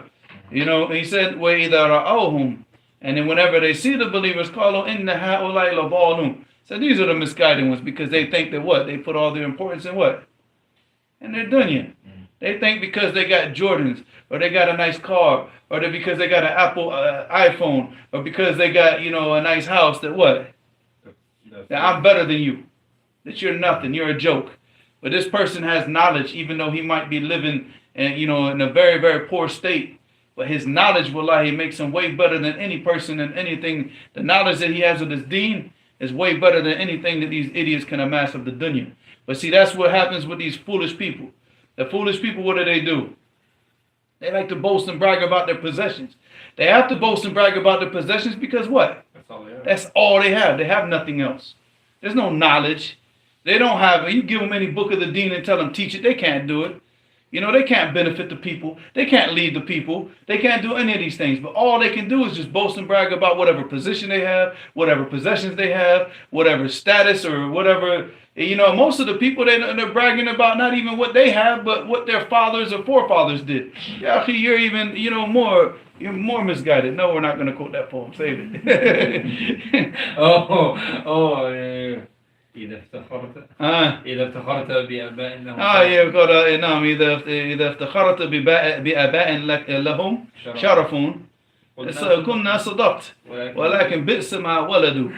That's a beautiful poem. I actually got that line of poetry from Shinqiti rahimahullah and Adab Bayan. That was I memorized the morning of my walima. That was in San Diego. Poem. I memorized it. But he said, إذا افتخرت بآباء لهم شرفون. So if you want to boast about your fathers who were honorable, they were honorable men. كنا صدقت. We say, yes, you told the truth. They were honorable men. Well, بئس ما ولدوا, but what despicable people they gave birth to. So Allahumma musta'an. That is a beautiful line of poetry. هذا البيت الشعر يكتب بإيش؟ بماء الذهب. They're written in gold ink. When Abdul Malik heard he told him, he said, yup, that's the one. بئس ما ولدوا. قلنا صدقت. Yes, you're right. Your fathers did have honor. ولكن بئس ما ولدوا. ولكن what despicable people they gave birth to. Allahumma musta'an. Allahumma musta'an. Remember, I told Abdul Malik when you mentioned it, I said, make sure you say وقال الشاعر. Alright, so Allah even called them criminals in this ayah. And that is exactly what they are. There is nothing more criminal than mocking the deen of Allah. There is nothing more criminal than taking this deen as a joke while the criminal continues to fulfill all of his or her desires in the life of this world. The rights of Allah are the most sacred rights. And any person who takes those rights as a joke is a worse criminal than the one who steals, kills, and robs. But this is what we look at. We look at the people that are doing all these crimes, and we say, oh, he's a criminal. No, he is a criminal. And we're not going to take anything away from somebody who does a crime. But a person who mocks the deen and like laughs at the deen and takes this deen as a joke is way worse of a criminal. That guy maybe, you know, the person who steals, maybe Allah forgives him on the day of judgment if he's a Muslim, you know, and he goes to Jannah. But this person mocking the deen and taking this as a joke and thinking that you can just go ahead and live the way that you want to live, even though you know the truth, that's a criminal. That's a real criminal. Said a Muslim can commit crimes without becoming an apostate. So you can commit a crime, that doesn't take you out of Islam, right? However, mocking this deen takes a person out of Islam. If he dies without making tawbah, he dies as a kafir. That is not something to be taken lightly. We have an example from the sunnah of individuals making a mockery of the believers and Allah revealing an ayat which took them out of Islam. We can see this in the following hadith narrated by Imam Ibn Jarir in his tafsir. Yeah, in his tafsir. Not in his book of history, but in his tafsir. Ibn Jarir, an imam of tafsir, imam of hadith, imam of history, but the biggest imam of tafsir with the best book of tafsir. And this is because he brings the chains of narrations for every single narration that he brings. So this actual chain of narration, this is narrated in other than tafsir Ibn Jarir. But the chain of narration that I was pulling it from was from his tafsir, and the chain of narration is authentic. But I didn't bring it here. But you can go back and check it in tafsir Ibn Jarir. So Imam al-Tabari is qualified to give tafsir, right? I think he's very qualified to give tafsir. He's a muhaddith, mufassir. Yes, and one of his side things is also history. No, you know, not according to the... But somebody calling him an historian, that's another, you know. Why would he be? No, because the local storyteller. We got like all right. So عن عبد الله بن عمر رضي الله عنهما قال رجل في غزوة تبوك في مجلس. So this is Abdullah ibn Umar. I'm just going to take this little by little and translate it. So this was during the Ghazwa from the Battle of Tabuk that they had a gathering because there was a time when they weren't busy and doing anything, so they were all sitting down and they were all talking. So and in this majlis was the big people of the munafiqeen, right? So he said, "Ma ra'ayna." So this is what he's saying in the majlis, right? "Ma ra'ayna mithla qurra'ina ha'ula'i." So al-Qurra is a reciter. But what he's referring to, he's talking about the Messenger sallallahu alaihi wasallam and his companions. So he said, "Ma ra'ayna mithla qurra'ina ha'ula'i." We haven't seen like the Messenger and his companions. This is what he's saying. But he referred to them as al-Qurra. All right. Arghaba batunan. He said that they have the most voracious, like they're the most concerned. They have the most desire with their stomachs. Like they have the most voracious appetites. They just love to eat. Wala akdaba al-sunan. And they have the most lying of tongues. And this is a munafiq. You know, well, who does this sound like to y'all? Sounds like somebody in Houston, doesn't it? Like y'all can picture him saying this stuff, right? Wala akdaba al-sunan. Wala ajbana inda liqa. And here he's saying about Allah's messenger and his companions, that they're the most cowardly in battle. And we know this, and we know how big of a lie this is because the munafiqun are the ones that are crying all the time. And Allah subhanahu wa ta'ala sit down ayat speaking about how they cry. You know, so Allah musta'an. But now they're going to sit there and say in this measures because they think nobody's listening. They think it's all amongst them. That now they're saying this. فَقَالَ رَجُلٌ. So if it's majlis, but a person stood up that was in the majlis, كَذَّبْتَ وَلَكِنَّكَ مُنَافِقٌ. He said, you're a liar and you're a hypocrite. He said, but you're a hypocrite. لَأُخْبِرَنَّ رَسُولُ اللَّهِ صَلَّى اللَّهُ عَلَيْهِ وسلم. He said, I'm going to inform the Messenger of Allah صلى الله عليه وسلم. فَبَلَغَ ذَلَكَ النَّبِيُّ صلى الله عليه وسلم وَنَزَلَ الْقُرْآنِ. So Allah subhanahu wa ta'ala revealed the ayah. Before the man got to him and informed him, the Messenger صلى الله عليه وسلم had already heard about it. فَقَالَ رَجُلٌ. No, I skipped the part. وَنَزَلَ الْقُرْآنِ. قال Abdullah ibn Umar. So Abdullah ibn Umar now he picks up from here. فأنا رأيت متعلقا بحقب ناقة رسول الله صلى الله عليه وسلم تنقبه الحجارة. So the Prophet صلى الله عليه وسلم was on the camel, and he's going like he's not listening to him. He's going, and on the camel they have a belt that they attach all their stuff. You know, they strap the stuff to the side of the camel. So he's holding on to this belt, and while the camel's moving like quickly, and the camel is throwing up pebbles And they said that the pebbles were hitting his shins and causing his shins to bleed. This was in a different narration outside of the narration of Tabari. So he said, "Yanqubuhu al-hijara," that they were like he was getting pelted with the rocks that were flying up from the camel because he's just holding on and the camel's moving, and he's trying to make excuses. He said, "Ya Rasulullah, innama kunna nakhudhu wa nal'ab." Oh, we were just joking, we were just sitting there, just people sitting around, just talking about, just talking foolishness, we had no intentions of any harm. This is the munafiq, right? ورسول الله صلى الله عليه وسلم يقول أبي الله وآياته ورسوله كنتم تستهزئون لا تعتذروا قال كفرتم بعد إيمانكم. And this is the ayah that was revealed to the Prophet صلى الله عليه وسلم. So he said, Yeah, Surah At-Tawbah. So he said, is it with Allah and His signs and His messenger that you were joking, that you took as a joke? He said, لا تعتذروا. Don't make an excuse today. قال كفرتم بعد إيمانكم. So here Allah subhanahu wa ta'ala sit down. From above the 7 heavens, sent down the takfir of these people in the Quran. Qala kafaratum ba'di imanikum, that you've left Islam after you believed. And this is the kufr al-akbar. So, this took the people out of Islam. I translated it, so I'm not going to read the translation. This was the reason for the revealing of the 2 ayats in Surah At-Tawbah, which are the 65th and 66th ayats. They wanted to sit around and mock the deen, mock the messenger, mock his companions, and for that they left Islam. This is not a joke. This is not something to take lightly. Every day that we live could be our last. And we do not know if our actions will be accepted or not. This is going to be a very long hadith. So y'all ready for this? But a good hadith. All right, but a scary one. It's a scary one, a good one. We will not know if our action, this is unedited. This PDF is unedited, so it should be, we will not know if our actions are accepted until the time of death. We can see this in the following hadith narrated by Imam Ahmed in the Musnad, which everybody needs to pay attention to. All right, so y'all ready? I'm going to just translate this little by little, inshallah. All right, and al-Bara ibn Azib radiallahu anhu, so Bara ibn Azib reported, قال كنا في جنازة في بقيع الغرقد. So they were at a time they were doing a janazah in this place. It's called بقيع الغرقد. فأتانا النبي صلى الله عليه وسلم. And so the Prophet صلى الله عليه وسلم came to them. فقعد وقعدنا حوله. So he sat down and we sat around him.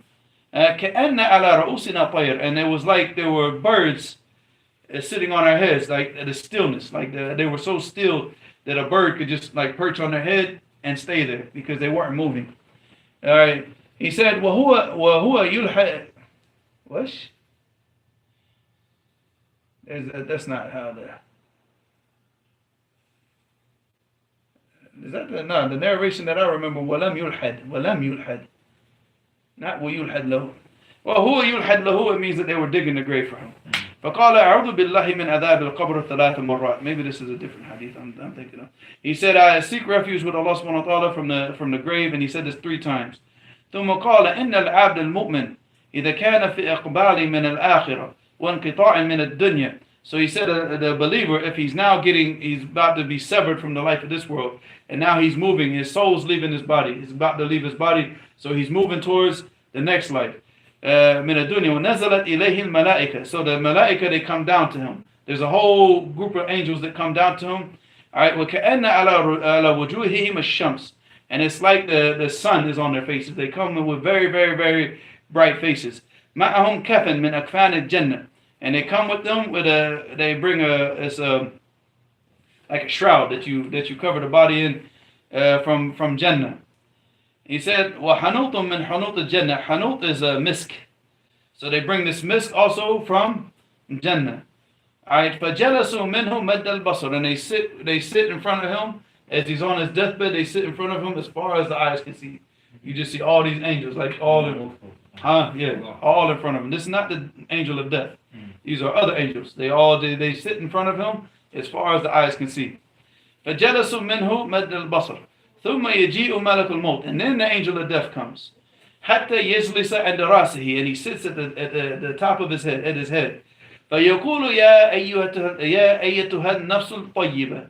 He said, oh, you good soul, اخرجي إلى مغفرة من الله ورضوان.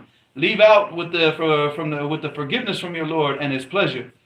So this is now the bushra that he gets at the time of his death to show that his actions have been what? his actions have been accepted. This is when you know that your actions have been accepted. At this time, right now. This is when we're going to find out if our actions have been accepted or our actions have not been accepted. Right now. You see this. Based on the response of this angel. So he said, قال فتخرج تسيل كما تسيل القطرة من في السقاء. في here means fam. So he said to seal, like his soul comes out and it flows out just like a drop would flow out of the fam, or the mouth of the water skin. All right, just that it will just flow out easily. فيأخذها, and then the angel of death takes it. فإذا أخذها لم يدعوها في يده لم. This is a mistake. In Arabic, that's a mistake.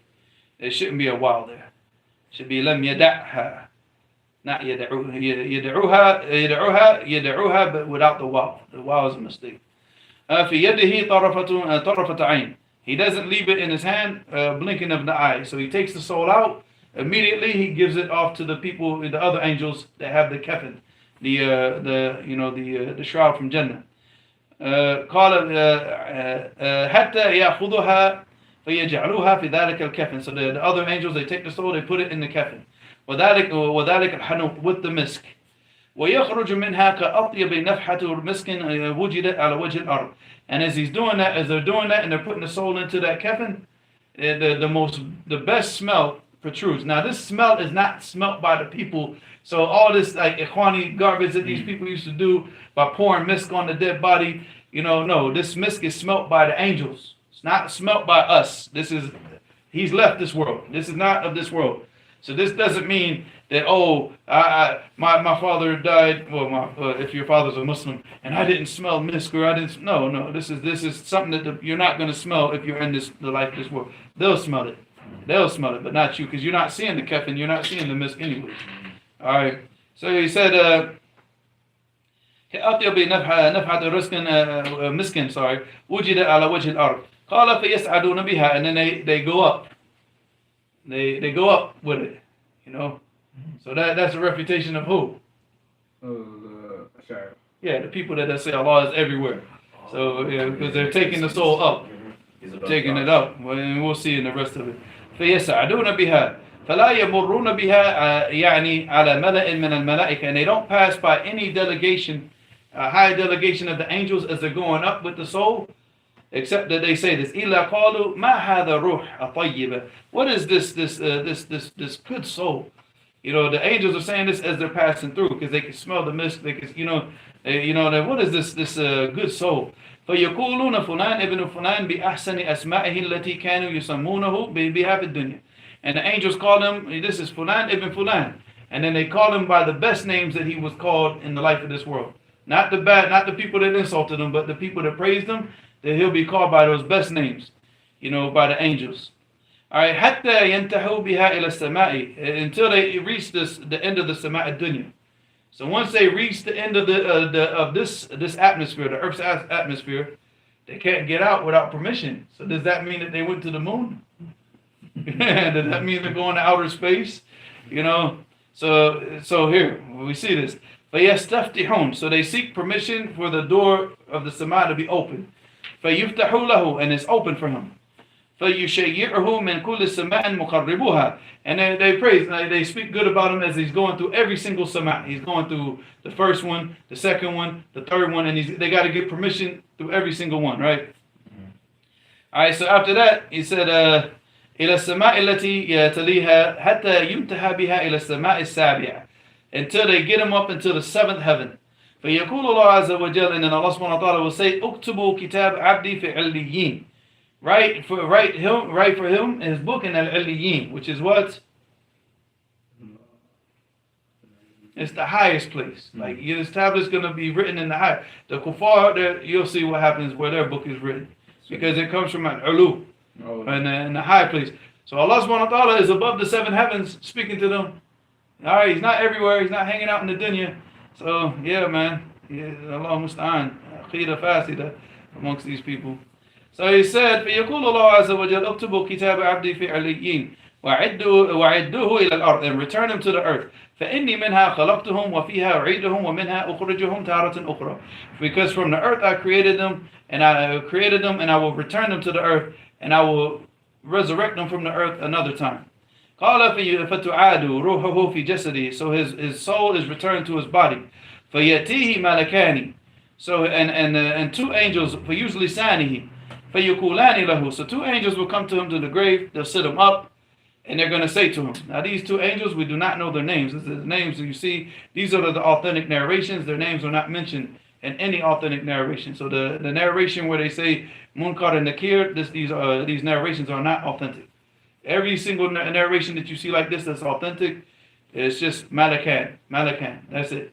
You're not going to see Munkar and Nakir. فَيُقُولَانِ لَهُ, and they will say, Man Rabbuk, who is your Lord? فَيُقُولُ Rabbi Allah. He will say, my Lord is Allah. فَيُقُولَانِ لَهُ, and they will say to him, مَا دِينُك, what is your deen? What did you follow? فَيُقُولُ دِينِي الْإِسْلام. He said, my deen is Islam.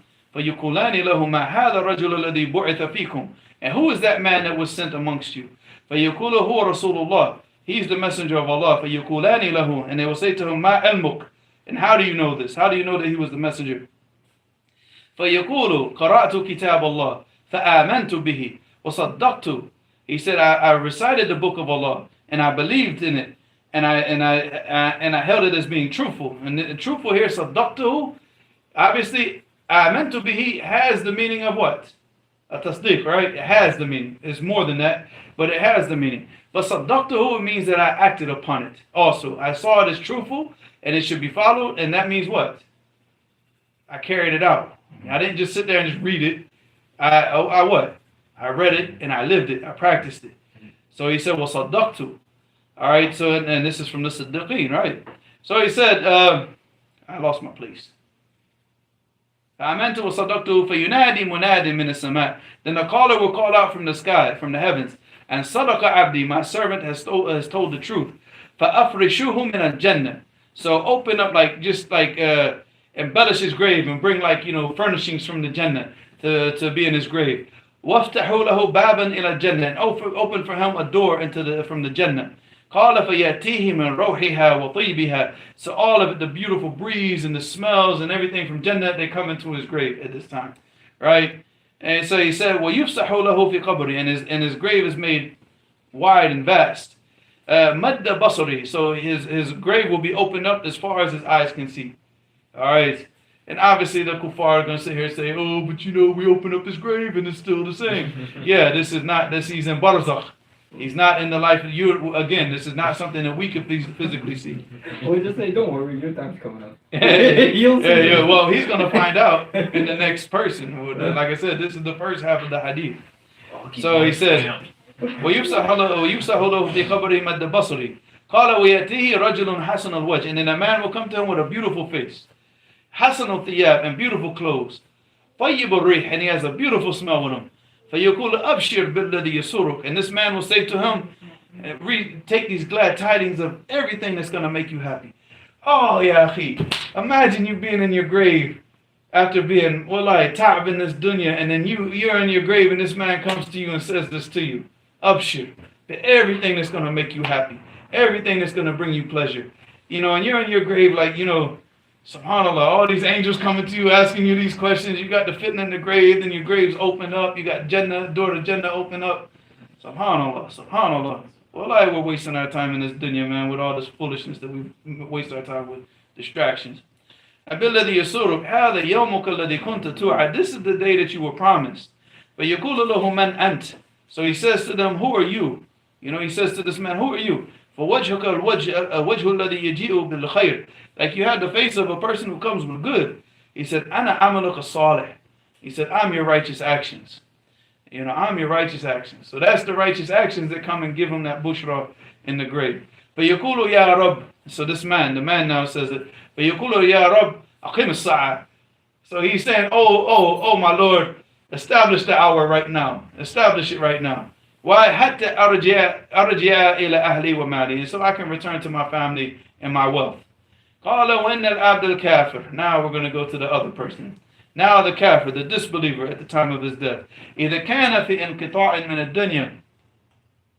وأقبال من الآخرة نزل إليه من السماء ملائكة سود الوجوه. Alright, so now the complete opposite now. So now the angels will descend on the kafir when his soul's about to leave his body and he's about to become separated from this world. So he's in between. His soul's about to leave. So he's now leaving this world and going to the next life. And these angels, they come down with just dark, like their faces are just completely black with darkness.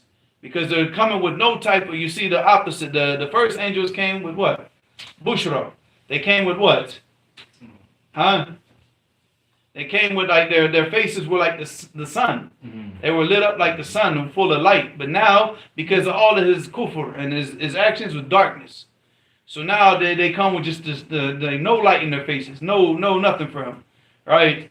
Alright, so what's up? Huh? Oh, I'll tell you. So he said, Sudul wujuh ma'ahum al-masuh. And they also have a different type of kafir. And that's described in a different narration, but I can't remember exactly the wording. But it's a different, like a real uncomfortable type of material. You know, like you imagine like a keffin from like soft material from Jannah, and then you can imagine like another one from like a potato bag. You know, something that's gonna cause you to itch, and something like I'm not saying it's a potato bag, but I'm just saying that's like what burlap or what is it? Not burlap, but what's that? You know what I'm saying? It's like a real bad material. And they sit in front of him. So all he just sees is just like stark faces. Like you can see like there's no happiness here. Like these dudes are not coming to for anything good. But not for you. You know what I'm saying? Like not for this person. I mean. So he said, and then the angel of death descends until he sits at his head. فيقول أيتها النفس الخبيثة.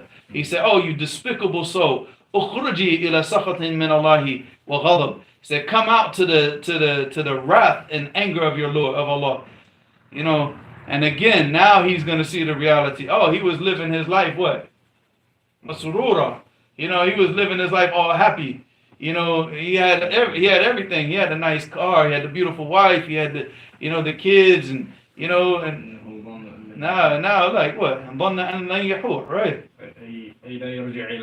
Yeah, subhanallah. So here he goes now. Now reality is about to kick in for him.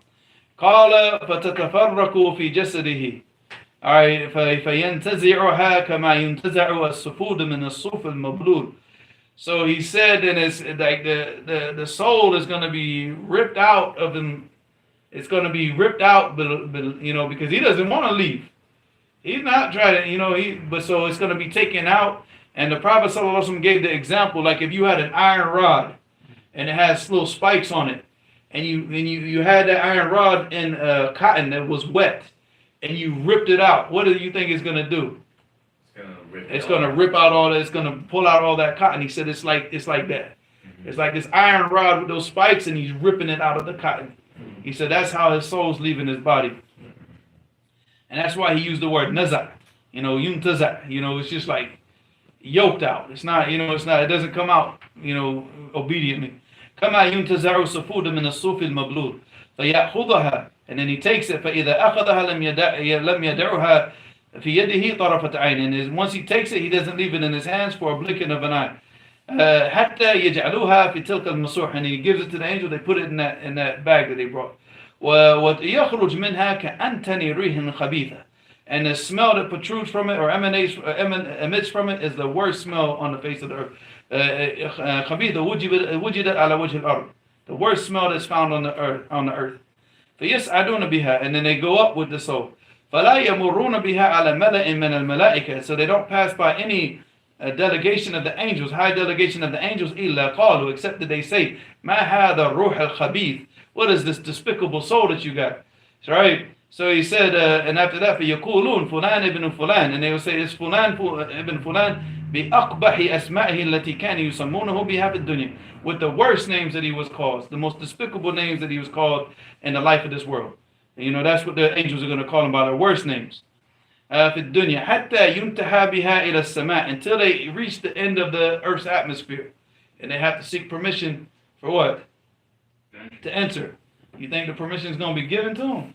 No. So he said, "Hada ila sama'i dunya, fayustaftahu lahu." So they seek permission to enter. فلا يفتح له, but there is no permission. The doors are not open for him. ثم قرأ رسول الله صلى الله عليه وسلم, and then the Messenger of Allah recited this ayah. لا تفتح لهم أبواب السماء. Like the doors will not, for the heavens will not be open to them. ولا يدخلون الجنة حتى يلج الجمل في سم الخياط. All right, and they will not enter into Jannah until the camel passes through the eye of a sewing needle, which means basically what? Never. Yeah, never. A big camel, sewing needle. No, it's not going to happen. All right, فيقول الله عز وجل, and then Allah subhanahu wa ta'ala will say, اكتبوا كتابه في السجين في الأرض السفلى. So write his book in a sijjin. And where do we see the sijjin in Aliyin? Surah Al-Mutaffifin, yes. So write it in sijjin fil ard al-sufla, in the lowest of the earths. In the lowest of the earths, write his book. فَتُطْرَحُ رُوحُهُ, and his soul is thrown. It's just cast. Once Allah subhanahu wa ta'ala says it, they throw his soul. They don't even keep it. They don't even want to hold on. They just throw it. طَرْحًا ثُمَّ قَرَأَ, and the Prophet sallallahu alaihi wasallam recited, from the Quran, وَمَنْ يُشْرِكْ بِاللَّهِ فَكَأَنَّمَا خَرَّ مِنَ السَّمَاءِ فَتَخْطَفَهُ الطَّيْرُ أَتَحْوِي بِهِ الرِّيحُ فِي مَكَانٍ سَحِيقٍ. So here, Allah subhanahu wa ta'ala said, and whoever associates partners with Allah in his worship, فَكَأَنَّمَا, as if خَرَّ مِنَ السَّمَاءِ, like he was thrown from the sky. فَتَخْطَفَهُ الطَّيْرُ. What does that mean? Like the birds, they come and swoop him up. And then the birds take him to what? A far, far away place. So the birds come in and swoop him. Al tahwi bihi ar-rih, or it's like this, or like the wind. Like as he's gotten thrown out, that the wind comes and blows him off to a far, far remote place. Ila makana sahiq, far, far away. Because the word sahiq, it means ba'id. The Prophet ﷺ says to the people on the Day of Judgment, at the hawd, suhqan liman baddala ba'di. Bu'dan, may y'all be far away from me, whoever changed the religion after me. They won't be allowed to drink from the hope. Alright, so he said, فَتَعَادُ رُوحُهُ فِي جَسَدِهِ, and his soul is returned to his body. وَيَتِيهِ مَلَكَانِ فَيُزْلِسَانِهِ فَيُقُولَانِ لَهُ, and two angels will come to him and sit him up, and they will ask him, مَنْ رَبُّكَ, who is your Lord? فَيَقُولُ لَا أَدْرِي. He said, oh, I don't know. فَيُقُولَانِ لَهُ مَا هَذَا الرَّجُلَ الَّذِي بُعِثَ فِيكُمْ. He said, who is this man that was sent amongst you? He said, فَيَقُولُ لَا أَدْرِي. Oh, I don't know. فَيُنَادِي مُنَادٍ مِنَ السَّمَاءِ. So a caller will call out from the heavens, and كَذَبَ, and that he told a lie. فَأَفْرِشُوهُ مِنَ النَّارِ. So furnish his grave with the fire. So his grave will be furnished with fire. وَافْتَحُوا لَهُ بَابًا إِلَى النَّارِ, and open up a door for him from the hellfire. Just like the opposite now of the person before, right? إِلَى النَّارِ فَيَأْتِيهِ مِنْ حَرِّهَا وَسَمُومِهَا, and the heat from the hellfire and the poison, like the poisonous vapors and gases or whatever, will come to him from the hellfire, like into his grave. وَيُضَيَّقُ عَلَيْهِ قَبْرُهُ, and his grave will become very, very, very narrow. Alright, he said, يُضَيَّقُ عَلَيْهِ قَبْرُهُ حَتَّى تَخْتَلِفَ أَضْلَاعُهُ. His grave will become so narrow that his rib bones will do like this. Yeah, they will go in, on the opposite sides. Alright, and that's how, so for anybody who doesn't like to be in tight, confined places, then we gotta get with the obedience of Allah subhanahu wa ta'ala, because this used to be when I was a kid, it used to scare the mess out of me. I mean, it still does, but when you're younger, it really, when I used to read this as a teenager, this hadith, ooh boy, I couldn't, I don't want to sleep, man. I sit there and just think about the grave, and I'm like, oh no, that's some serious stuff. He said, وَيَأْتِيهِ رَجُلٌ قَبِيحُ الْوَجْهِ, and then a person with a very ugly face. قَبِيحُ الثِّيَابِ, very, very just ugly, bad clothes. مُنْتِنُ الرِّيحِ, and a very bad smell. فَيَقُولُ أَبْشِرْ, and he says to him, you got good glad tidings for you. بِالَّذِي يَسُوءُكَ, with everything that's going to make you disappointed and angry and unhappy. Exact opposite. He said, now you got glad tidings for everything that's going to bring you unease and unhappiness. He said, هَذَا يَوْمُكَ الَّذِي كُنْتَ تُوعَدْ. He said, this is the day that you've been promised. فَيَقُولُ مَنْ أَنْتِ, He said, who are you? فَوَجْهُكَ الْوَجْهُ يَجِيءُ بِالشَّرِّ. He said, because you have the face of a person who's coming with evil. He said, فَيَقُولُ أَنَا عَمَلُكَ الْخَبِيثِ. He said, I am your despicable actions. I am your evil actions. فَيَقُولُ رَبِّي لَا تُقِيمِ السَّاعَةِ. And he says on this day in the grave, he said, oh, please, Rabbi, don't ever establish the hour. Because he's not in a rush. He's like, this punishment is Asar. Then when he knows that he's going to what? A worse, way worse punishment. Because he's just getting a taste of it right now. He's not even getting the actual. And there's other things. There's other hadith. This is not the only one. Do you know of any narration that's thabit that there's like creatures in the hellfire that punish the people in the hellfire? Creatures in the hellfire? Like let's just say like creatures that Allah created in the hellfire that He could torment the people of the hellfire. Not that I know. If you know something, let me know. But skip past the translation because I already translated. The translation is long. It should go down. You'll see the lines of poetry, but above that. So he said, if you think life is a joke after reading this hadith, there is nothing I can say here to help you. We are faced with the reality of this hadith every second of every day because we do not know when death will come to us. I have known so many people that simply went to sleep fine and they woke up in the grave. Ibn al-Wardi made a truthful statement in his poem Al-Lamiyah, and this is what he said. He said, قَصِّرَ الْأَمَالَ فِي الدُّنْيَا تَفُوزُ فَدَلِيلُ الْعَقْلِ تَقْصِيرُ الْأَمَلِ إِنَّ مَنْ يَطْلُبُهُ الْمَوْتُ عَلَى غِرَّةٍ مِنْهُ جَدِيرٌ بِالْوَجَلِ. So here he said, قَصِّرَ الْأَمَالِ. Like, in the life of this world. Like, don't think that you're going to be living, like that you could put things off. That, I'll probably live to be 70 years old. So, I'll wait till I'm like 40. No, he said, قَصِّرَ الْأَعْمَالِ. Like, make your hopes of living in this world, make them very short. And just like the Abdullah ibn Umar used to say, إِذَا أَمْسَيْتَ فَلَا تَنْتَظِرُ الصَّبَاحِ وَإِذَا أَصْبَحْتَ فَلَا تَنْتَظِرُ الْمَسَاءِ. If you reach the morning, then don't expect to reach the evening. And if you reach the evening, don't expect to reach the morning. So that's the taqsir al-amal. The amal of your hope for the. He said, "Dunya tafuz." He said, if you do this, you'll be successful, because you'll be focusing on things that are going to prepare you for death, right? So he said, "For dalil al-aqli," the evidence that a person has a sound mind. He said, "Taqsir al-amal," that he keeps his hopes in the life of this world very short. He doesn't hope to go. He said, the person who hopes like this, aqlu laysa bisalim. He doesn't have a good, sound mind. He said after that, he said, "Inna man yatlubuhu al-mautu ala ghirra." He said, because the person who lives his life with death, like death is just like sitting there waiting and to attack him and pounce on him when he's unaware, when he's what did I say here? Because I translated this at a time of inattentive, like he's not paying attention, he's ghafil. This is ghirra, like you pounce on somebody at a time that he's not aware that you're about to do this. And he said that's how death is. He said you're living your life and death can pounce on you at every second. He said being that that's the case, he said, minhu jadirun bil wajh. Then you have every right to live your life full of fear, knowing that death can just come to you at any time. They can just pounce on you at any time. So you should live your life. You have the right to live in fright, right? He said, and then after that I said, what truthful words. If only we could keep this mindset throughout our lives. If you wish to continue living your life for entertainment and enjoyment, I will remind you of the following ayah. رُبَّمَا يَوَدُّ الَّذِينَ كَفَرُوا لَوْ كَانُوا مُسْلِمِينَ ذَرَهُمْ يَأْكُلُوا وَيَتَمَتَّعُوا وَيُلْهِهِمْ الْأَمَلُ فَسَوْفَ يَعْلَمُونَ. And رُبَّمَا here, it doesn't mean like in the Arabic language, رُبَّمَا, it means what? Yeah, it means like it's possible. But when it comes from Allah, it's not. It means for sure. That they're not, رُبَّمَا يَوَدُّ الَّذِينَ كَفَرُوا لَوْ كَانُوا مُسْلِمِينَ. That on the day of judgment, they're going to wish, that the kuffar are going to wish that they had only submitted, that they submitted to Allah. So he said, ذَرَهُمْ, leave them. يَأْكُلُوا, leave them to eat. وَيَتَمَتَّعُوا, and let them enjoy themselves. وَيُلْهِهِمُ الْأَمَلِ, and let them be diverted by what?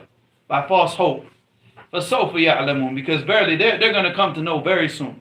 They're going to know what the truth is about, as we see from the hadith when the angels came to this grave. So I said, my brothers and sisters, it is time to wake up. Yes.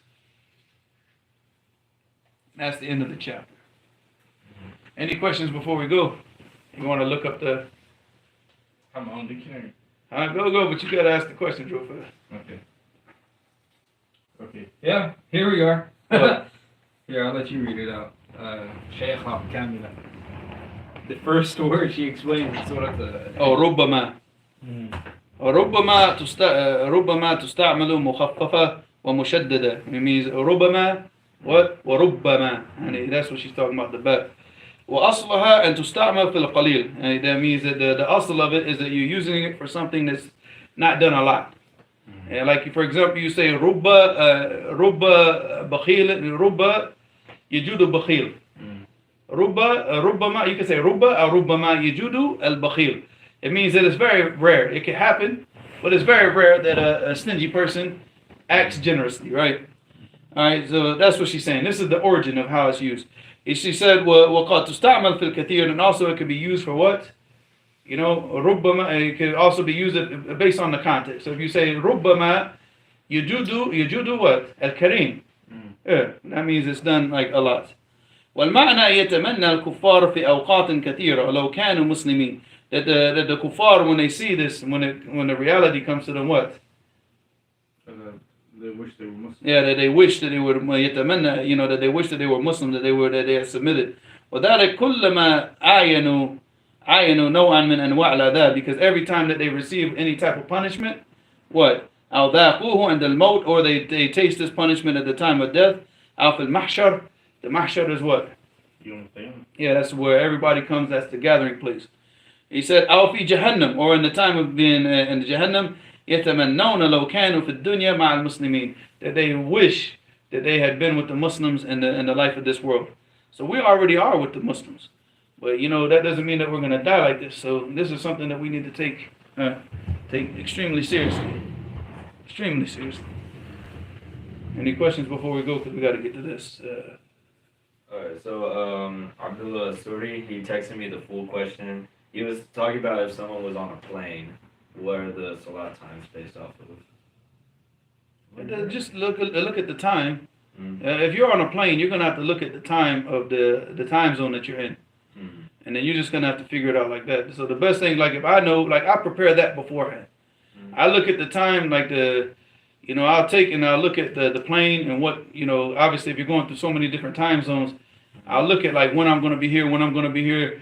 So like, for example, I already knew like, okay, when we get to Germany, this is when we're going to pray this. This salat we have to pray on the plane because we're going to be in the air. Right. So, I mean, these are things that you need to prepare ahead of time based on the time of that. So I'll go to like the prayer time chart for those places that I know I'll be passing through and prepare that before I leave. I don't just leave that to guessing when I get on the plane. You know, even on the bus, when we got on the bus, I already knew like all the different stops that we were going to stop at and where we were going to pray.